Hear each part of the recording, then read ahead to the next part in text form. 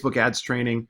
Frank Frausto here, and we're going to continue on with what I think is a really fun and exciting part of this process, and that is selecting the image that you're going to show to your target market. And I say that this is a fun and exciting part because this is where we get to be a little bit creative and showcase our personality a little bit. We get to browse through different images that we want to test, and then we get to decide if we want to use an image that is a little bit more humorous or one that's a little more straightforward. Do we want to go for more of like a luxurious and lifestyle type of image, or do we want something that's more low-key and subtle? And this is the fun part to me. I think it's really cool and really fun to browse through all of these different images, but I want to caution you that I think that this is the most important part of building a very successful Facebook ad. And the reason for that is because the image is the very first thing that people notice when they see the message or when they're scrolling through their feed. So we want to be very strategic and very intentional and select an image that will actually help us stand out from the crowd. And if we can do that, we're going to have massive success selling our courses. And so in this training, what we're going to do is we're going to cover some best practices, some do's and don'ts when it comes to creating an image for your Facebook ad. And then let's jump right into Facebook. Let's actually go through some images in real time, and let's point out some do's and don'ts. And maybe I'll even showcase a couple of images that we've used within course clients and point out why those have been successful for us. So let's get right into this, and let's start with some of those best practices. And as we go through it, the phrase that I want you thinking in the back of your mind is pattern interrupt. You need to select an image that is a strong enough pattern interrupt. And what I mean by that is, think of the last few times that you've either been on Facebook or been on Instagram. Chances are you're scrolling with a certain rhythm, you're skimming through, looking for ads, looking for things that grab your attention, and something that grabs your attention, that's when you stop, take notice, and will actually read through the article or read through whatever the offer is. When you are selecting any sort of Facebook image or video, your image needs to be a strong enough pattern interrupt that it stops the user from scrolling, gets them to notice your ad, take a look at the headline, read your ad copy, and then hopefully click on your ad and get them off of Facebook and go to your lead magnet. That's a lot. So that's why I say this is critically important. So as you're scanning through and taking a look at all of the different images you could use, what I want you to ask yourself at each stage is this a strong enough pattern interrupt for my target market? When selecting an image that's a strong pattern interrupt, what are some best practices? There's a few on here. One thing I've noticed is that the best, most successful images usually have high contrast. And what I mean by that is contrast in colors and also contrast in kind of the subject matter. So we're going to look for something that is striking both visually and that maybe is congruent kind of with our story. More on that later. It should be something that is not stuffy or salesy. It needs to be unique and attractive to my target market. Now that's going to differ based on who your target market is. But think of, is my target market going to find this interesting, or is this too stuffy? It should be, also entertaining, and usually part of entertainment is it conveys some sort of emotion to it. And that's either the current state of emotion, things like frustration or stress or lack, or the desired emotion. And that desired emotion is after your course, they're going to have wealth and success and freedom, those types of things. So think about one that conveys the emotion you want to convey. And last but not least, all of this needs to be congruent with what your offer is. So again, go back to your target market. And if your target market skews young, then you want to choose an ad that is congruent with that and also congruent with your offer. If your target market is really 55 and over, you're going to choose different colors, different images, different lifestyle type photos, that sort of thing. So now that we've gone through some best practices, the other thing, the whole bottom line, the point of this is to drive traffic to your website. And the easiest way to do that is to create an ad that doesn't look like an ad. It needs to be attractive and a pattern interrupt to get clicks. And so as we go through this, I'm going to show you a couple of ads that we use that we design purposefully not to look like an ad. You want this to look like your post providing value, and through that value, they have to, or to get that value, they need to go to your website, download your playbook, or sign up for your webinar, so on and so forth. Let's face it, people can browse through and go right through the ads. If your ad looks too much like it's salesy or it looks like an ad, we can all sense that. Facebook users, Instagram users can sense that, and they're going to skip right through. The point here is to get clicks. And the way we get clicks is to look like an organic posting. The more clicks we get, the better it's going to be. The lower the cost per click is going to be, the more efficient the leads get, so on and so forth. And so that's it in terms of best practices. From here, what I wanted to do is let me exit out of this and let's actually jump into Facebook. And let's go through and find some images together. And so all I'm in right now is I'm in the Ads Manager section of my Facebook Business Manager. And I've just gone through and created a new ad, and I'm at the section where I now get to select my image. And so here is where you're going to go. You can either upload existing images. So if you've already got a great Facebook account and you've uploaded different images, maybe you've got a post that gets a lot of likes and high engagement, you may want to experiment with using that image, provided it's a strong enough pattern interrupt. You can either browse your existing library, or, especially for you first timers out there or brand new to Facebook, I would suggest coming here first. And if you click free stock images, here's what pops up. The cool thing about Facebook is it's actually tied in with Shutterstock. And so you have access to thousands of different images that you can use free of charge. And by using these, or by scrolling through and really digging through the images and running them through kind of that high contrast, and is it attractive, and is it congruent, and is this a strong enough pattern interrupt, you can create dozens of different images that you go through and actually create tests for your Facebook ads. So let's go through and maybe let's find a couple images that I may want to experiment with. So let's say that my course is for programming. I may want to come up here and type in some keywords to narrow down some of the images that I'm looking at. So maybe I'm searching for expert coder.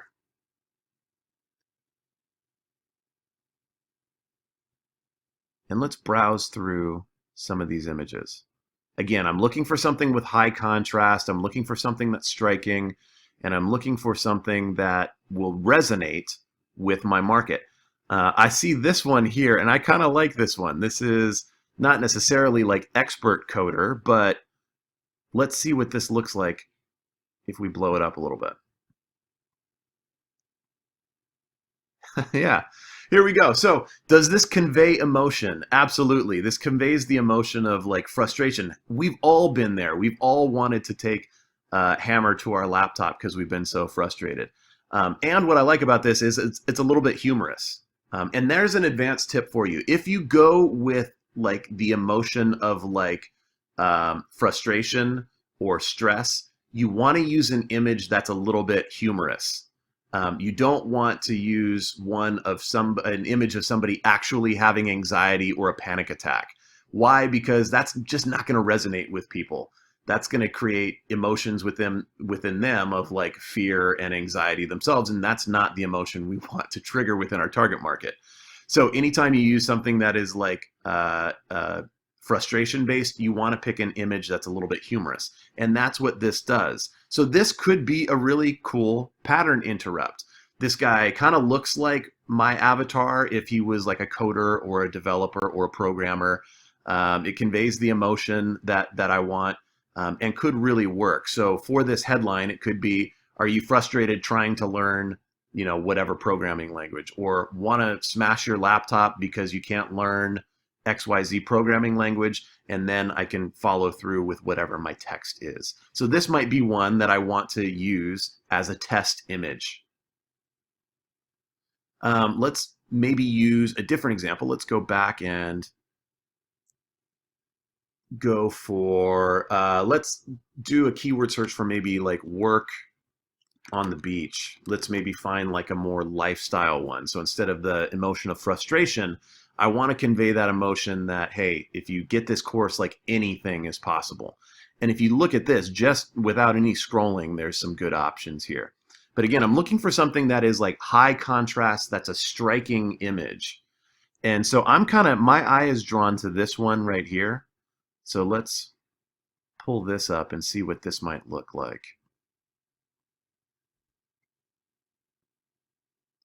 Yeah, and the reason that I like this, again, high contrast, the colors are kind of rich in texture.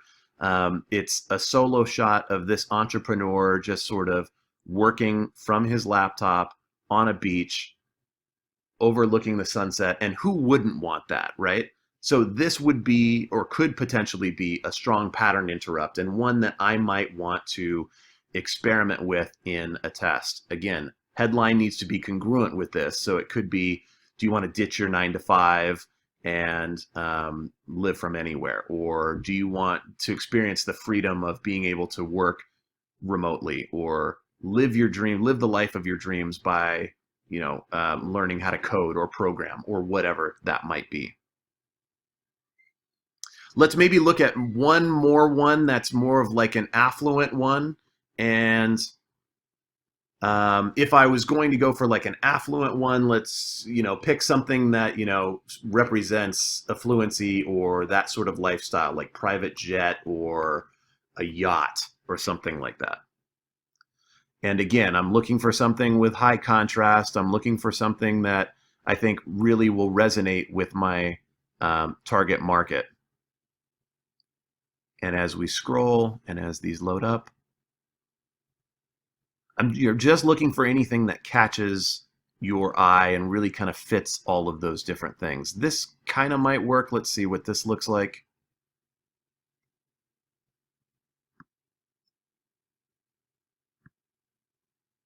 As this loads, maybe, maybe not, right? This could be cool. This is a bunch of friends having fun toasting on a boat. I may want to try this as a test. Again, that could work with any of the previous headlines, like want to ditch your 9 to 5 and live the good life, or ditch your 9 to 5 by learning to code in just minutes a day, or make money while you sleep by learning to code, whatever it is that I would want as the headline. So maybe I would, I'm not in love with that image, but that's the great thing about Shutterstock and Facebook, is we can go back and try as many images as we want. And when we get later on in the program, I'm going to show you guys how you should always be testing different images, because you never know what quite is going to work.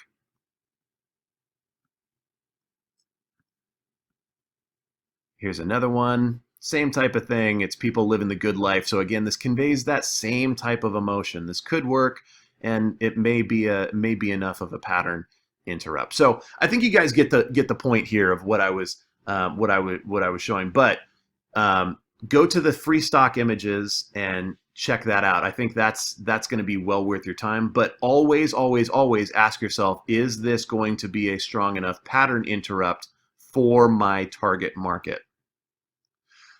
Before we wrap up, let me show you a couple of actual ads that we've used at course clients, and that aren't necessarily from Shutterstock, but do represent a strong pattern interrupt. And what we're looking at right here is our founder, Ben, overlooking the city skyline of New York. High contrast, striking image. And this is something that, again, isn't like overly produced like some of the Shutterstock stuff. is this looks a lot more like an organic post. This does not look like an ad for an image, or for an image for an ad rather. And when you take a look at the copy is really congruent with what the image is. It's possibilities, it's peaceful, it's calming. No stressful launches, no lazy affiliates, no doing seminars, just one simple two-step method to sell your course like clockwork. So this is a great example of choosing an image and following up with copy that does not actually look and feel like an ad. When it's done right, it's going to look like an organic posting, but it's going to perform the way, like it's going to perform like an ad. That's the best of both worlds. And last but not least, I wanted to show you more of a straightforward approach. And this is one of our best performing ads and images.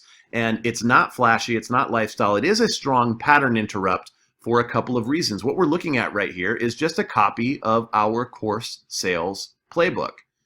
What's cool about it is super high contrast, black and white. And it's striking because it looks sleek, clean, and professional.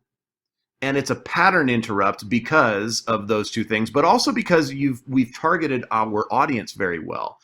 If our audience is course creators and they see a clean, sleek, black and white image that says the course sales playbook and the headline says free for a limited time, that's why that's going to be a very strong pattern interrupt for our target market. So it doesn't always need to be like humorous or emotion. You can use like a straightforward approach. So there, I guess I should kind of comment on two different options you have when you're selecting images or creating the overall ad.